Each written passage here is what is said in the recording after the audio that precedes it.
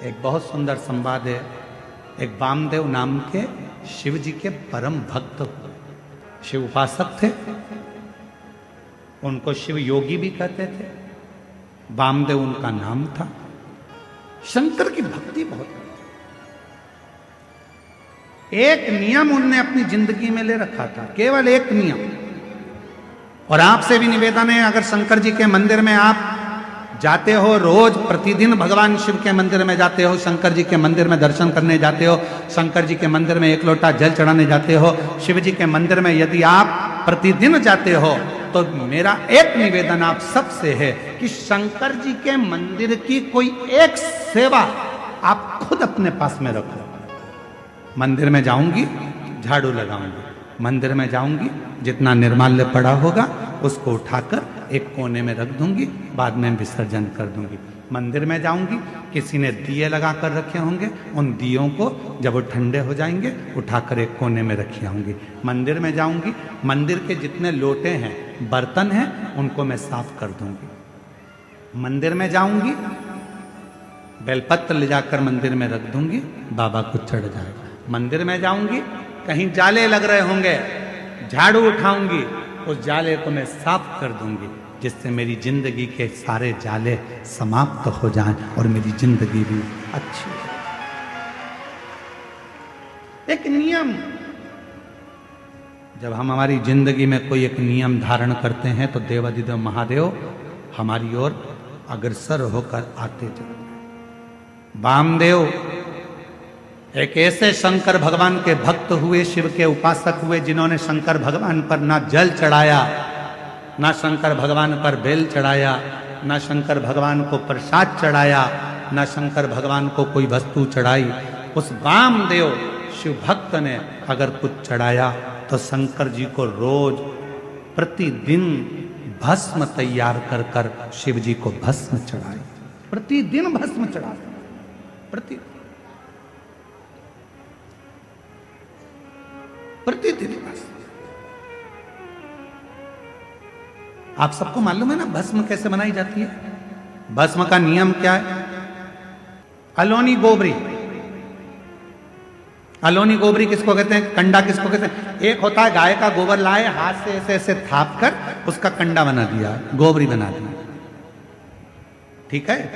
वो नहीं, गाय ने, देसी जो हमारी वेद लक्षणा गाय होती है, देसी गाय होती है, उसका जो गोबर गिरता है वो गोबर अपने आप सूख जाए, वैसा कि वैसा ही, उसको हाथ लगाकर थापा ना जाए, सूख जाए। ऐसे ऐसे गोबर जंगल में बहुत मिल जाए।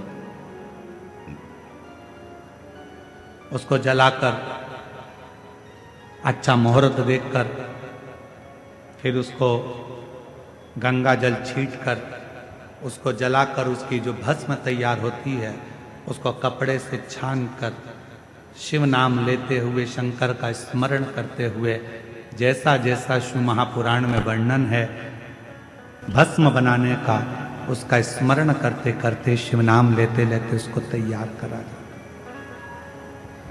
फिर उस भस्म को आप शिव जी को समर्पित कर सकते हैं।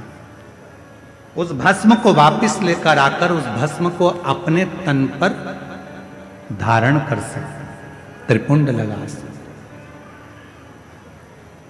वामदेव एक ऐसे शिव भक्त हुए जिन्होंने शंकर भगवान को कुछ नहीं चढ़ाया, केवल शंकर भगवान को भस्म चढ़ाया, केवल भस्म।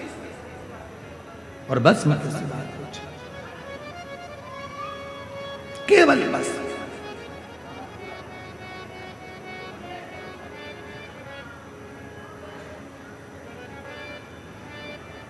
एक दिन क्रौंचारण्य पर्वत के नजदीक में क्रौंचारण्य वन में वो भ्रमण कर रहे थे। और वामदेव शिव भक्त जब क्रौंचारण्य वन प्रदेश में भ्रमण कर रहे थे, भ्रमण करते करते उन्होंने देखा कि शिवलिंग है सामने, भस्म तैयार करी। भस्म तैयार कर कर देवाधिदेव महादेव को चढ़ाकर उस भस्म को अपने तन पर धारण कर रहे थे, लगा रहे थे। तभी वहां एक ब्रह्म राक्षस आ गया, एक ब्रह्म राक्षस।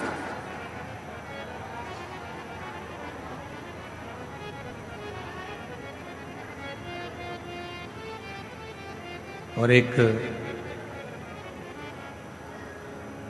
ब्रह्म राक्षस उसी समय पर आया। और जैसे ही ब्रह्म राक्षस आया, उस राक्षस बहुत दिन का भूखा था, उसको कोई भोजन नहीं मिला था। वामदेव को देखा तो बड़ा प्रसन्न हुआ कि आज बहुत दिन के बाद मुझे भोजन प्राप्त हुआ,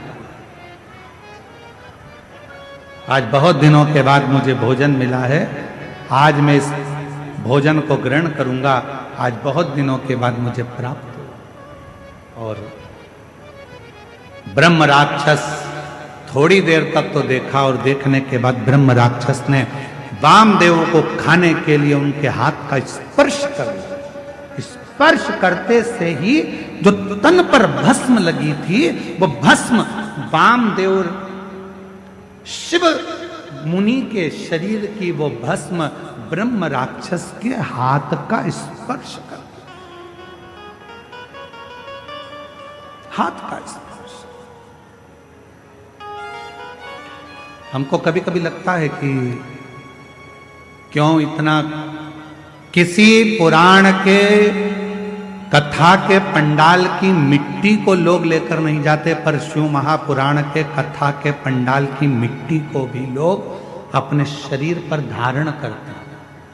ये इस कथा से सीखने को मिलता है वामदेव जी की, कि भगवान शंकर के भजन का बल कितना बढ़ता है, कि शिव जी के शरीर पर लगी हुई भस्म राक्षस का भी कल्याण कर देती है, तो शिव पुराण की कथा की पंडाल कई जीवों का कल्याण कर जाती है,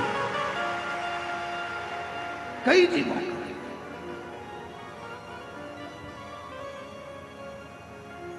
कई जीवों का उद्धार कर। और जो जैसी भावना लाया वो वैसा ही फलया, नहीं खाली उसे लौटाया, वो मन ही मन हर्षाया। और कर दिया माला माल काशी वाले ने, लुटा दिया भंडार काशी वाले ने, लुटा दिया भंडार काशी वाले ने, कर दिया माला माल काशी वाले ने। ब्रह्म राक्षस के शरीर से वो भस्म लगी, राक्षस का शरीर छूटा, एक सुंदर राजकुमार सा वेश उसने धारण कर लिया, और राजकुमार सा वेश बनाकर, बड़ा सुंदर स्वरूप बनाकर, बड़ा सुंदर वेश बनाकर जब वो सामने आया, वामदेव शिव मुनि ने पूछा, तुम कौन हो, कहां से आए हो, क्या तुम्हारा नाम है? अभी तो तुम मुझे खाने वाले थे, तुम तो राक्षस हो, और अब तुमने इतना सुंदर रूप रख लिया, कौन हो तुम? कहा, गुरुदेव,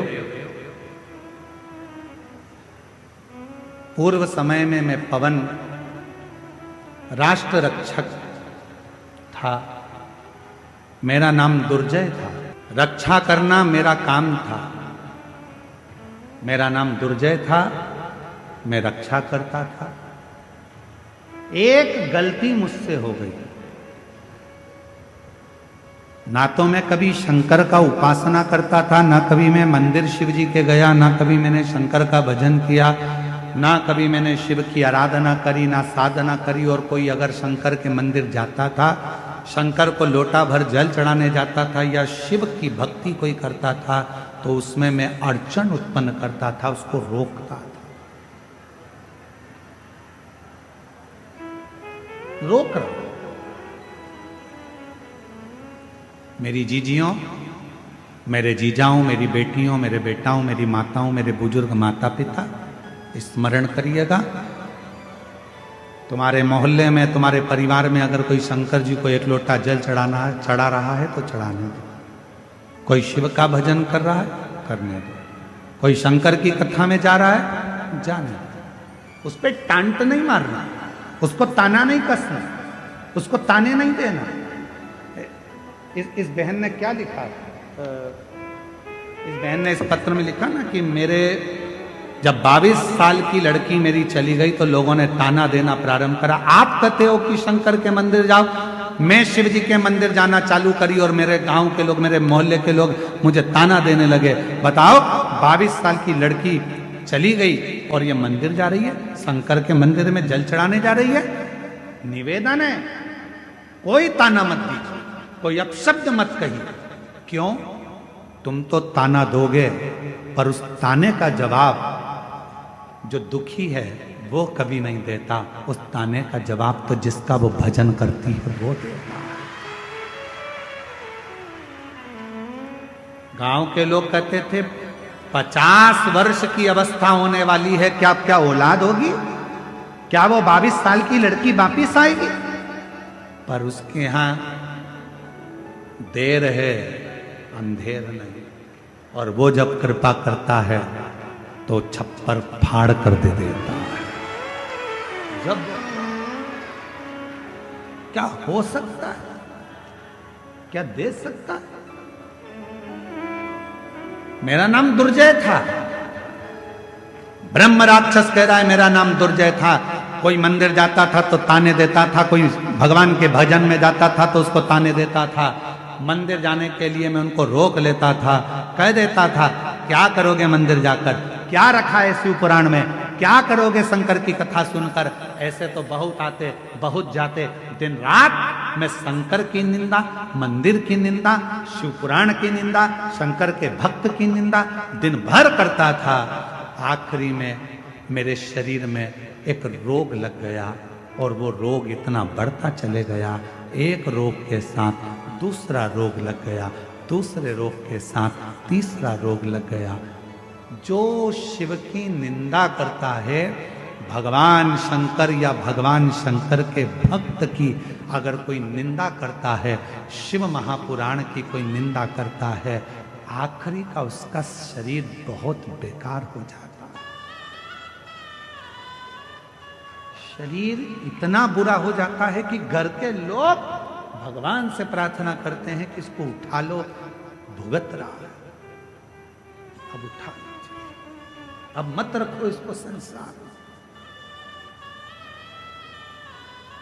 शिव निंदा, देव ऋषि नारद ने शंकर भगवान की निंदा करी, बंदर का मुख लगा। भगवान विष्णु ने शंकर जी की निंदा श्रवण करी, घोड़े का मुंह लगा, हयग्रीव अवतार हुआ। शिव की निंदा जो करता है आखिरी में उसको भोगना पड़ता ही है, भोगना ही पड़ता है। आप कथा में नहीं जा सकते, मत जाओ। और किसी को ये मत कहो कि शिव पुराण सुनकर क्या करोगे, क्यों इनके चक्कर में पड़े हो, क्यों क्या करना, शंकर जी की कथा से क्या मतलब है, काय को जा रहे हो, क्या मतलब है, क्या रखा है शिव पुराण में, क्यों शंकर जी के मंदिर में एक लोटा जल चढ़ाना। शिव की निंदा करने वाले की गति आखिरी में ऐसी हो जाती है, ये हम नहीं कह रहे, ये दुर्जय की कथा वामदेव मुनि की कथा कह रही है। दुर्जय कह रहा है कि मैंने केवल एक काम करा, जो शिवालय जाता था उसको ताने देता था, जो कथा सुनता था उसको अपशब्द कहता था, लोगों को मंदिर देवालय शिवालय से दूर करता था, लोगों के हृदय में भगवान के प्रति बैर उत्पन्न करता था। मेरे शरीर में एक रोग हो गया, वो रोग ने मुझे घेर लिया, आखिरी में वो रोग बढ़ता चले गया और मेरे प्राण छूट गए, मर गए। सारे भोग भोगे मैंने, जितने नरक के सब भोगे मैंने, आखिरी में भी नरक कम पड़ गए मेरे भोग भुगताने में। तो मुझे राक्षस बनाकर जन्म दे दिया और राक्षस बनकर मैं फिरता रहा। जब मैं राक्षस बनकर नीचे आ रहा था, उसी समय पर मुझे शंकर का गण नंदी मिला और नंदी से मैंने पूछा कि मुझसे बहुत बड़ी गलती हो गई, मेरा प्रायश्चित क्या होगा, मेरा शरीर कैसे छूटेगा, मैं इस राक्षस की योनि से कैसे छूटूंगा। तो नंदी ने कहा था, यदि कोई शंकर का भक्त तन पर भस्म धारण कर कर जा रहा होगा, उसकी भस्म तेरे शरीर से लगेगी और उसी पल तुम मुक्त हो जाएगा, उसी पल मुक्त।